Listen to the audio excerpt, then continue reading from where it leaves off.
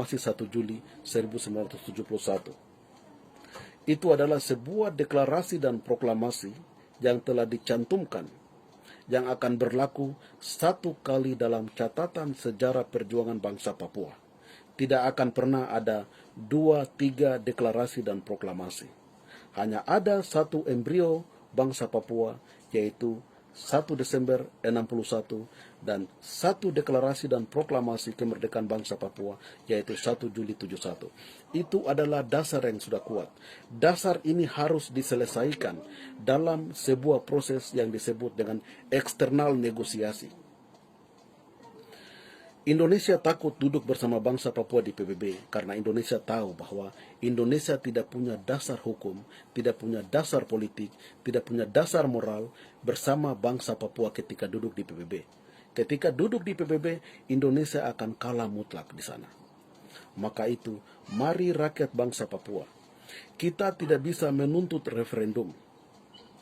Ingat baik, referendum bagi bangsa Papua, tuntutan referendum bagi bangsa Papua memiliki konsekuensi yang sangat buruk. Kami memberikan satu contoh kecil. Kami memberikan konsekuensi politik dan militer saja.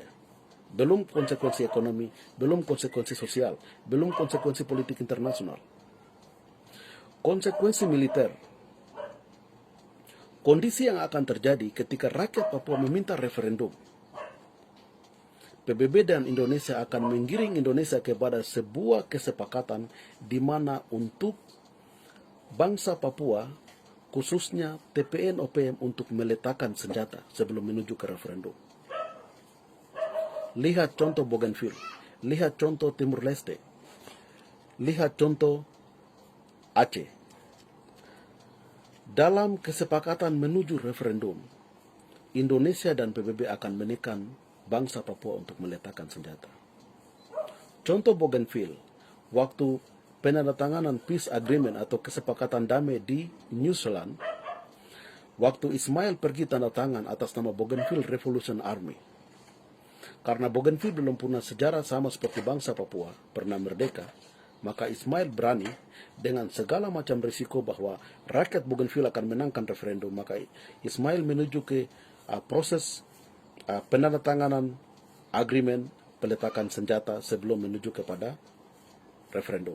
Maka itu setelah 28 tahun, referendum di Bougainville dimenangkan secara mutlak karena itu ada keyakinan mendasar oleh bangsa Bougainville, dan bangsa Bougainville tidak pernah memiliki sejarah pernah merdeka sama seperti bangsa Papua.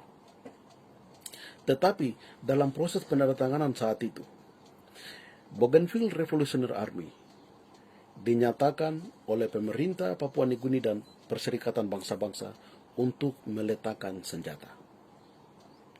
Dan saat itu PBB masuk ke Bougainville, tarik itu semua senjata-senjata, lempar semua ke dalam laut, kunci semua ke dalam kontainer, dan dikontrol mati oleh Perserikatan Bangsa-Bangsa supaya Bougainville tidak boleh melakukan kejahatan senjata dan Papua Nugini. Itu betul-betul terbukti. Selama hampir 22 tahun, Bougainville setelah melakukan penandatanganan peace agreement di New Zealand, belum pernah terjadi kejahatan senjata dengan Papua Nugini sampai dengan terjadi referendum dan sampai dengan pemilihan Presiden Ismail Toroama telah menjadi presiden dalam pemerintahan bangsa Bougainville. Kalau hal ini terjadi bagi bangsa Papua, ingat, Indonesia dan Perserikatan Bangsa-Bangsa dari perspektif militer, mereka akan menekan untuk Tentara Pembebasan Nasional Papua Merdeka, Papua Barat untuk meletakkan senjata. Anda ingat, senjata yang kami miliki, logistik yang dimiliki oleh organisasi Papua Merdeka dan Tentara Pembebasan Nasional Papua Barat adalah senjata dan logistik yang dibeli dengan darah dan nyawa pasukan TPNPB. Sekali lagi, semua peralatan logistik yang dimiliki sebagai aset-aset bangsa Papua yang sekarang ini sedang dipegang oleh Tentara Pembebasan Nasional Papua Barat adalah aset perjuangan bangsa Papua yang telah dibeli dengan darah dan air mata rakyat Papua.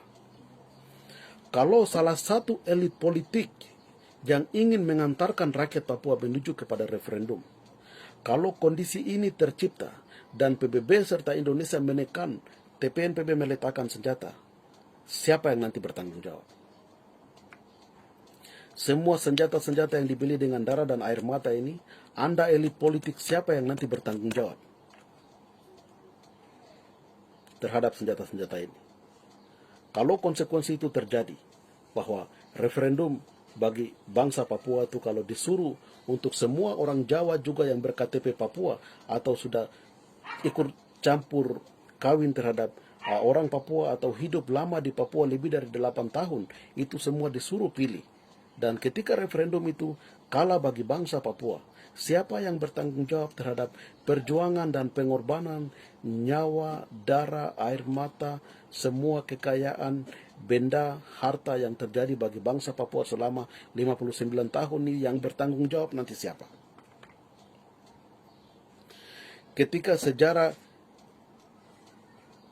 1 Desember 61 sebagai embrio negara bangsa Papua dan sejarah deklarasi 1 Juli sebagai dasar yang kuat bagi perjuangan bangsa Papua.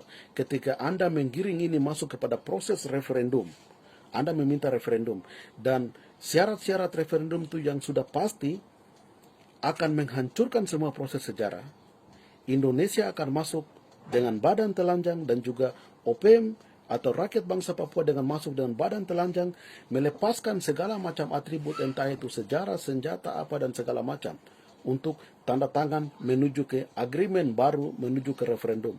Dan kalau referendum itu dikalahkan, maka sejarah kita akan hancur, semua kekuatan militer kita akan hancur, semua kekuatan politik kita akan hancur, kekuatan adat kita akan hancur dan segala macam. Dan ketika semua itu terjadi, bangsa Papua tidak akan pernah memiliki kekuatan lagi untuk berjuang menentukan nasibnya sendiri. Itu adalah konsekuensi-konsekuensi yang sudah dihitung oleh OPM. Maka itu organisasi Papua Merdeka berserta Tentara Pembebasan Nasional Papua Barat menyatakan bahwa no referendum, tidak referendum bagi bangsa Papua. Kami menggiring Indonesia untuk membuka diri Indonesia sebagai negara demokratik menuju kepada perserikatan bangsa-bangsa, melakukan eksternal negosiasi, perundingan internasional. Kita mewujudkan undang-undang internasional. Ada jalan, ada cara, ada dokumen, ada aturan yang mengatur tentang bangsa Papua dengan Indonesia harus duduk di PBB dan kembali membuka semua lembaran sejarah yang ada. PBB punya tanggung jawab yang belum pernah diselesaikan. Indonesia punya tanggung jawab yang belum pernah diselesaikan. Bangsa Papua punya hak yang belum pernah diselesaikan oleh PBB. Ini harus dibicarakan dalam sebuah eksternal negosiasi, bukan dalam proses referendum. Perjuangan bangsa Papua sangat berbeda dengan bangsa Kanaki. Maka itu hal-hal yang harus dipertimbangkan dan difikirkan secara baik oleh bangsa Papua dan juga seluruh pendukung-pendukung perjuangan bangsa Papua. Referendum telah dibicarakan cukup banyak, hampir 20-10 tahun. Tapi belum pernah ada satu dokumen resmi oleh satu tim atau satu badan internasional yang memberikan guideline, yang memberikan roadmap, yang memberikan tahapan, yang memberikan mekanisme menuju referendum itu seperti apa bagi bangsa Papua. Bangsa Papuanya bicara referendum sembarang, berteriak referendum sembarang. Atas nama referendum semua aktivis ditangkap, semua pasukan TPN ditembak.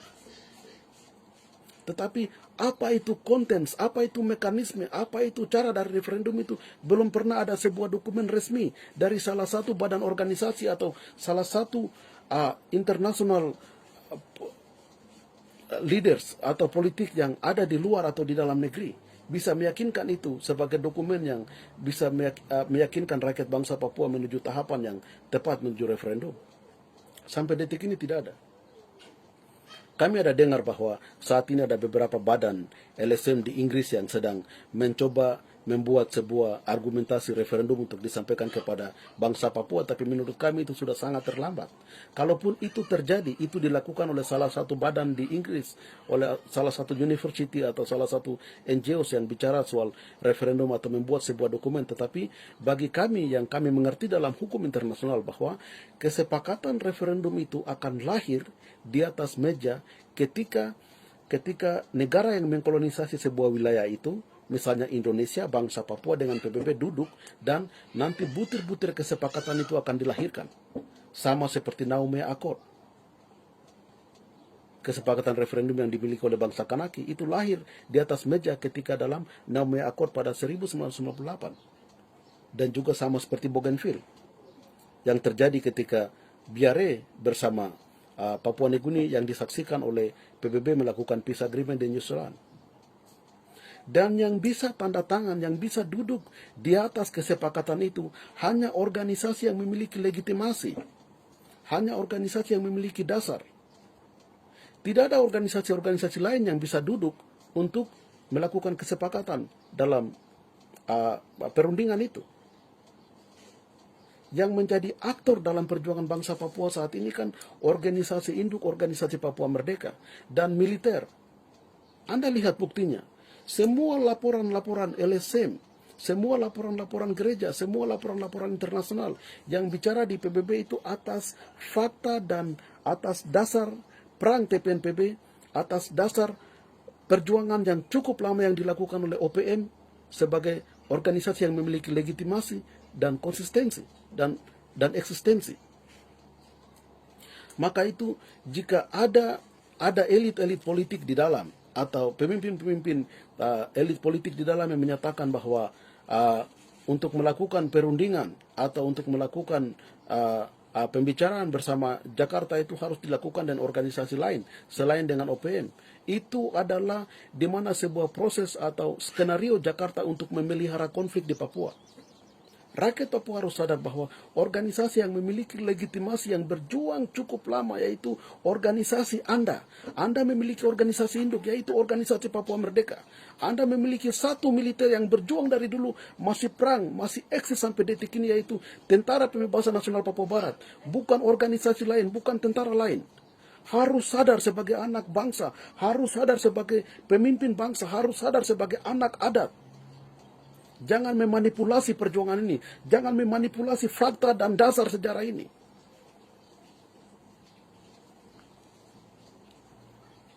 Itu hal-hal penting yang dimana perlu kami jelaskan bahwa perjuangan bangsa Bougainville, perjuangan bangsa Kanaki dengan perjuangan bangsa Papua memiliki perbedaan dalam sebuah strategi dan taktik. Tetapi kami memiliki kesamaan dalam musuh dan cara-cara penjajahan yang terjadi bagi bangsa Bougainville, Kanaki, dan Papua Barat. Ketiga bangsa ini adalah bangsa yang kunci. Ketiga bangsa ini adalah bangsa terakhir yang akan memerdekakan dan membebaskan seluruh bangsa-bangsa di Melanesia, Kepulauan Pasifik. Maka itu, apa yang dikatakan oleh Walter Lini, Prime Minister pertama dari Vanuatu, menyatakan bahwa Vanuatu tidak akan pernah bebas dan merdeka kalau bangsa-bangsa lain di Melanesia belum bebas dan merdeka. Itu adalah sebuah pernyataan yang keluar berdasarkan nilai-nilai luhur bangsa Melanesia. Bangsa Melanesia itu bangsa yang memiliki nilai kasih. Bangsa Melanesia itu bangsa yang memiliki nilai kebersamaan. Maka itu pemimpin-pemimpin Vanuatu, Walter Lini, menyatakan bahwa Vanuatu tidak akan bebas dan merdeka kalau Kanaki belum merdeka, West Papua belum merdeka, atau Bougainville. Maka itu seluruh rakyat Melanesia yang ada di Kepulauan Pasifik dan juga negara-negara Melanesia dan negara-negara Pasifik punya moral obligation, punya tanggung jawab. Ingat baik, moral obligation dan tanggung jawab adalah kedua hal yang diberikan oleh Tuhan di dalam nilai-nilai dasar adat Melanesia. Papua Nugini tidak bisa tinggal diam melihat rakyat West Papua dibunuh dan dibantai oleh Indonesia. Solomon Island tidak bisa tinggal diam. Fiji tidak bisa tinggal diam. Vanuatu tidak bisa tinggal diam melihat rakyat Kanaki dibunuh dan dibantai. Sudah ribuan, ratusan ribu rakyat Kanaki dan bangsa Papua serta Bougainville. Darah mengalir di atas tanah adat bangsa dan rumpun Melanesia tanpa dibicarakan oleh saudara-saudara Melanesia yang lain. Itu adalah dosa yang terbesar di mata Tuhan. Mau dan tidak mau, suka dan tidak suka, tanggung jawab moral adalah milik Tuhan. Tuhan telah memberikan beban moral kepada bangsa-bangsa lain di Melanesia dan Pasifik untuk bicara bagi kebebasan dan kemerdekaan bagi bangsa Papua, Bougainville, dan Kanaki. Rakyat Kanaki harus kuat. Hargai perjuangan selama 167 tahun. Generasi muda Kanaki, masa depan Kanaki saat ini ada di tangan Anda. Tangan Anda yang akan menentukan. Pikiran Anda, hati Anda akan menentukan bahwa Kanaki 100-200 tahun ke depan akan pergi seperti bagaimana. Keputusan ada di tangan Anda. Rakyat bangsa Papua mendoakan bangsa Kanaki. Kami memberikan dukungan moral, memberikan dukungan politik kepada bangsa Kanaki untuk jangan pernah mundur selangkah pun. Wujudkan bahwa bangsa Kanaki adalah bangsa yang harus bebas dan merdeka dari kolonial Prancis. Bangsa Papua juga harus wujudkan itu. Menolak kembali otonomi khusus dan membawa kembali masalah Papua kepada trusteeship, komite perwalian di PBB untuk menyelesaikan perjuangan bangsa Papua. Karena perjuangan bangsa Papua adalah tanggung jawab Perserikatan Bangsa-Bangsa dan tanggung jawab oleh pemerintah kolonial Indonesia. Dan juga bagaimana rakyat Papua secara bebas, secara demokratik, secara transparansi untuk mengimplementasikan hak-hak rakyat bangsa Papua. Pesan terakhir kepada semua elit politik bangsa Papua yang saat ini sedang melakukan manuver untuk menuju kepada evaluasi dan revisi otonomi khusus. Rakyat Papua tidak pernah berpikir soal otonomi khusus. Kami sudah menyatakan bahwa menolak otonomi khusus. Kedua gubernur Lukas Nmb dan juga Gubernur Domingus Mandacan untuk segera melakukan black and white statement, hitam di atas putih, kepada Jakarta bahwa rakyat Papua dan Papua Barat meminta pengakuan nasibnya sendiri. Maka itu, kedua gubernur harus melaksanakan itu dan memberikan kembali